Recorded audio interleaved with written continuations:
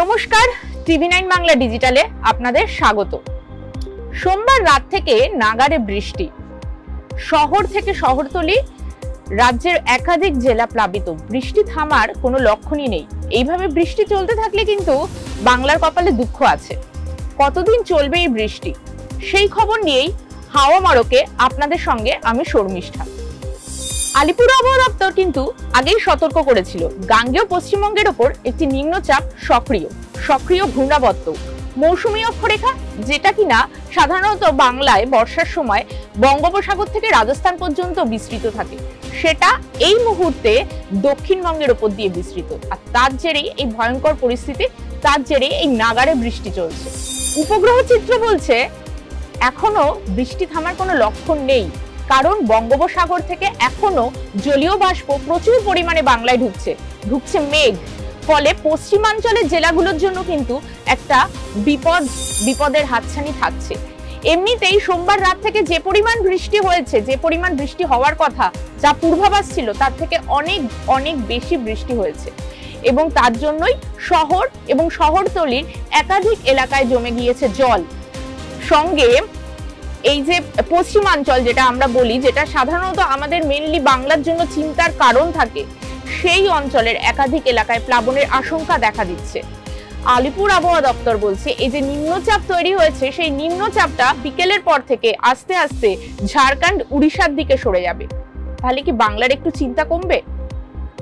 না, চিন্তা কিন্তু থাকছে, কারণ ঝাড়খণ্ডের দিকে যদি নিম্নচাপ সরে তাহলে ঝাড়খণ্ডে বৃষ্টি বাড়বে, আর ঝাড়খণ্ডে বৃষ্টি বাড়লেই ডিভিসি জল ছাড়ার পরিমাণ বাড়াবে।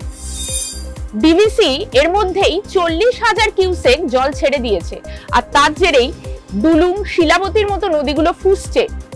ফলে বুঝতেই পাচ্ছেন পশ্চিমাঞ্চল যেটা নিয়ে আমরা কথা বলছিলাম, সেই নদী তীরবর্তী এলাকাগুলো কিন্তু, সেই নদী তীরবর্তী এলাকার মানুষরা ইতিমধ্যেই প্রহর গুনতে শুরু করেছে। আর যদি নিম্নচাপের জেরে উড়িষ্যার দিকে বৃষ্টি পড়ে তাহলেও বিপদ, কারণ পাঞ্চেত জল ছাড়বে। পাঞ্চেত জল ছাড়লে সুবর্ণরেখা স্বাভাবিকভাবেই ফুসবে, ফলে ঝাড়গ্রাম তীরবর্তী এলাকাগুলোতেও সঙ্গে সঙ্গে একটা চিন্তার ভাঁজ দেখা দিচ্ছে। আমরা বলে রাখি, এর মধ্যেই ডিভিসিতে 40,000 কিউসেক জল ছেড়েছে, তার জন্য দামোদর আর মুন্ডেশ্বরী নদীর জলস্তর বেড়েছে।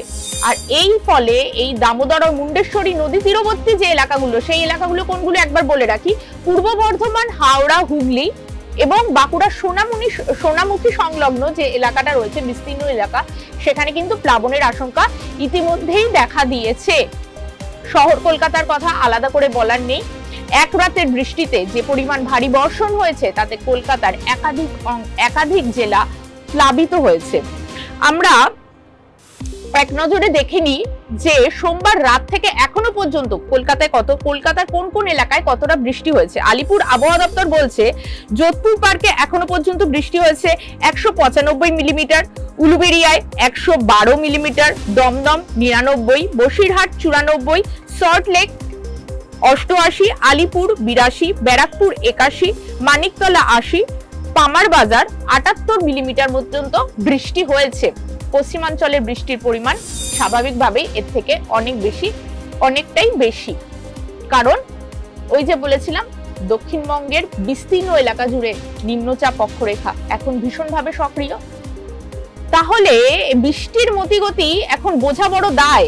এই নিম্নচাপ আদেও বাংলা থেকে কি সরবে? যদি সরে তাহলে বিপদ কিছুটা কমবে, তা না হলে স্কেলের পর থেকে যদি নিম্নচাপ অক্ষরেখা দক্ষিণবঙ্গের উপরেই বিস্তৃত থাকে, তাহলে কিন্তু কপালে দুঃখ আছে।